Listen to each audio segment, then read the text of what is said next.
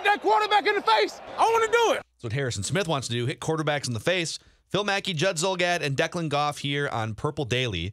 And let's jump into some interesting comments that Harrison Smith made on a recent Zoom call here. I'm actually pulling these quotes from Vikings.com. And it's Harrison's thoughts on other people's thoughts on the Vikings defense and what they may be looking at in terms of a drop-off in 2020. So Harrison Smith said, quote, "I guess I've been kind of out of the loop. I didn't know we were supposed to be bad defensively. So yeah, I guess that motivates me when people say that we're not going to be very good. Everybody takes things differently. People are going to say things no matter what. So I just try to play well. If you want to talk about it, that's cool. If you don't, that's cool. I think if we all just play well, then we'll win games, and you can say good or bad, and that's it." So what do you think? So people have put the defense under a microscope. We have put the defense under a microscope because there's a lot of question marks and players that were previously established, like Linval Joseph and Xavier Rhodes, that are either not here or have injury question marks. So Harrison Smith saying, I mean, that's news to me that we're going to be bad. We still have me. I'm still awesome. Still have some other guys like Danielle Hunter. What do you think about the lowered expectations for the Vikings defense?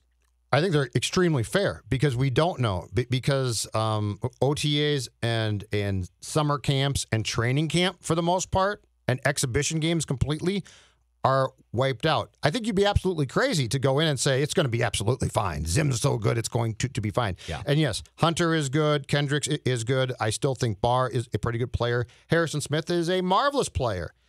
Harris is very good. All of that being said, this strikes me as the old, I'm going to use this to help myself because it's a slight, right? And my guess is usually things that guys like Smith say, because he doesn't say much, they ordinarily come from one person, the head coach, right? So my guess is that day one of camp, when they sat down and Zim addressed the team, is that he told the team defensively, everyone thinks you're going to stink. How do you feel about that? So I think probably what we have here is Harrison Smith parroting what Zim said, and I get why they would try and use this as fuel for the 2020 season. That being said, from the outside, for people like us, I think you're absolutely crazy if you don't say, hold on a second here. Okay, let me get this straight. All right. Griffin's gone, so new right end. Your nose tackle opted out. Your three tech, little football for you there. Your three tech is a question mark. Play the sounder. Football.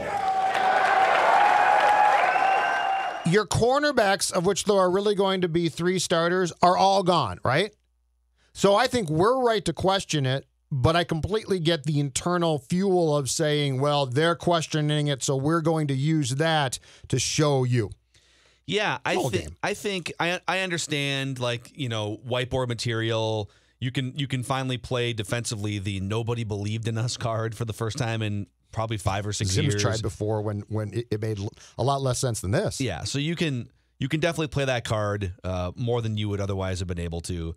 But I just think it's the lesson to be learned here for the Vikings is just how hard it is to maintain a top-level defense in the NFL. If you're building your team based around a franchise star top 5 quarterback, you very, very rarely have to run the risk until a quarterback gets to be like 43 years old, which is what Tom Brady is now. And now the questions are more like, all right, can he do this at 43 with a new system? But if you've got a bona fide top 5 quarterback, a Russell Wilson, a Pat Mahomes, even like Tom Brady without weapons in Tampa Bay or in New England the last couple of years, you never really have to worry about a bottom 10 offense. Like, oh man, what if, well, we lost our tight end. What if the wheels come off? Russell Wilson's going to make another tight end. Like, if you have that one guy, I'm not saying that all your problems are solved, but if you have that one guy, your drop-off season is like, oh, you're kind of an average offense because you just don't have an offensive line or something.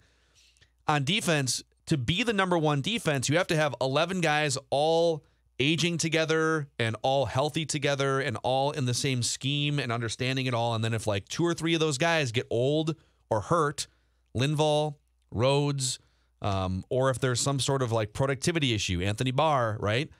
All of a sudden now the house of cards kind of falls down. Right. And it's not possible to be the number one defense. Yep. So I think my biggest question is, where's the floor for this defense? I think we would all agree the upside in 2020 is not, they're not going to be the number one defense. There's better defenses out there.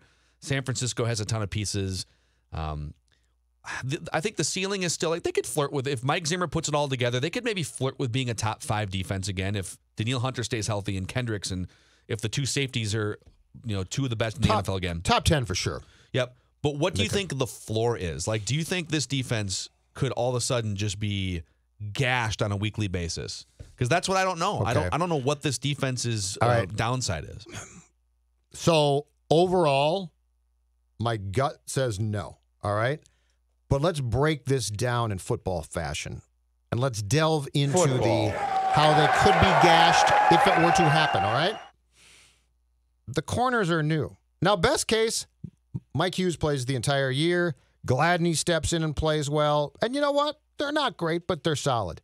But here's where literally the potential gashing of this defense could happen. The middle of the defensive line and the run game against. Because Eric Kendricks, part of the reason why he's so damn good is what? Linval Joseph, right? And the guys in front of him. As far as I can tell now, at those two spots, those two defensive tackle spots, Phil, they might have nothing. Like, they're going to be developing guys and hoping. But if you think back, this defense in the last 20 years at those spots has had some Pro Bowl really damn good players, right? Mm-hmm. So my sense is in the pass game, I don't think, and I might be wrong here, I don't think they're going to get torched continually. And I do think that there's a chance that the young corners just flat out start to improve in season. The issue is the run game against, and I don't know that the defensive tackles are going to be flat out that good to improve. Worst case. And if they don't, and now opposing run games cut through the defensive tackles like butter, and now they're to Kendricks instantly, which takes away from his impact. That's where I think there could be an astounding and really bothersome drop is opposing team success in basically going up the old A gap and saying, stop us. And the Vikings saying, we'd like to, but we really can't. Yeah, well, here's the good news, all right? Mm-hmm. Mike Zimmer has been a defensive coordinator or head coach for each of the last 20 seasons in the NFL, ever since 2000. So Cowboys defensive coordinator. He spent 1 year as Bobby Petrino's defensive coordinator in Atlanta. Oh, it's glorious. And then took a public crap all over Bobby Petrino's, well-deserved, so, right, for leaving that team. Then Cincinnati and then Minnesota, mm-hmm. right? So in those 20 years, overseeing either the whole team or just the defense, he has had, I'll go yardage and then points. So yardage defense, he's only had one outside of the top 19. So even in the down seasons, now he's had a bunch inside the top 10. In fact, about half the time his defenses are in the top 10 as far as yardage defenses. Okay. But his second worst ranking yardage-wise was 2000 Dallas. They were 19th. The only train wreck was Atlanta. So if let's take the Atlanta 2007 season off the board, because that was a coach quitting in the middle of the season.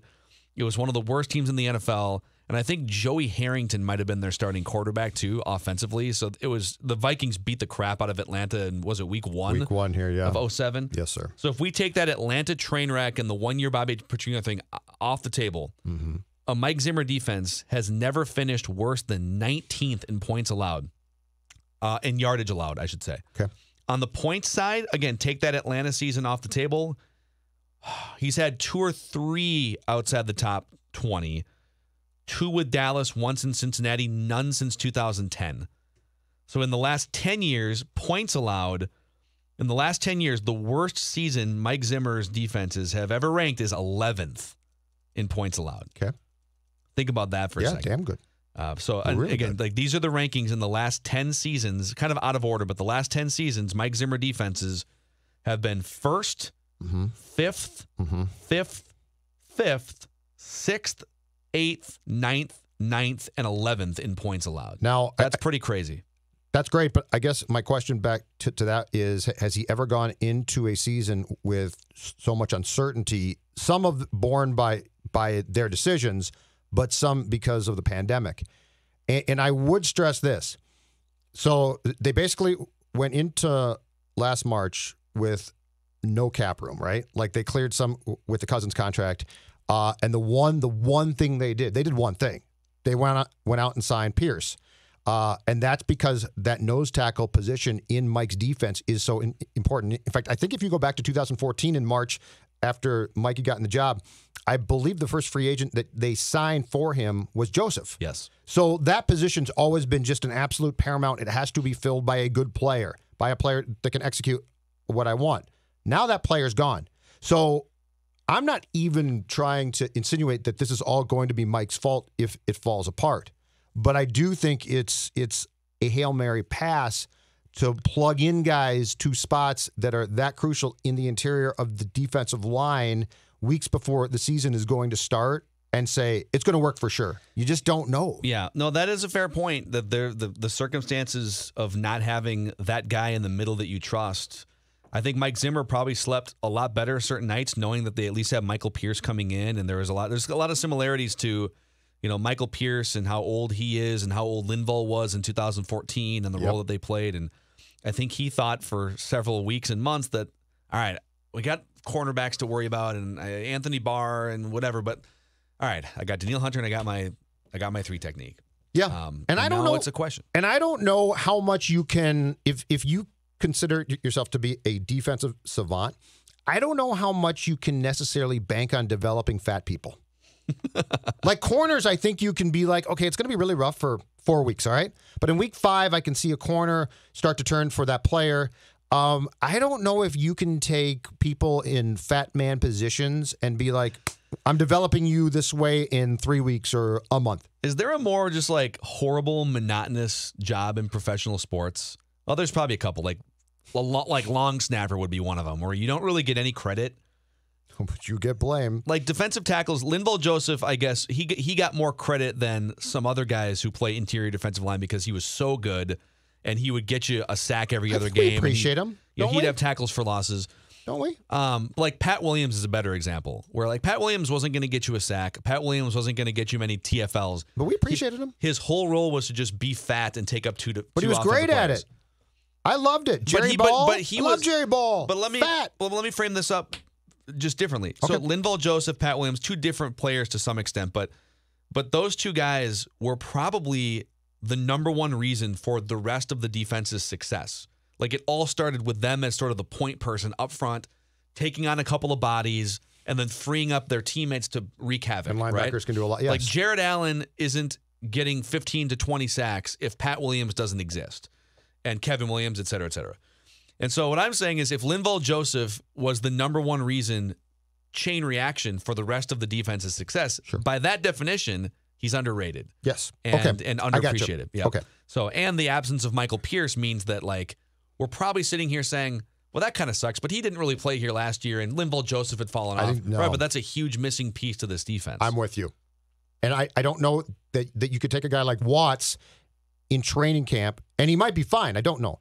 But I don't think, but he clearly was not the choice. And I don't know that you can take him in training camp and develop him to be the player that they thought that they could with Pierce or previously with Joseph.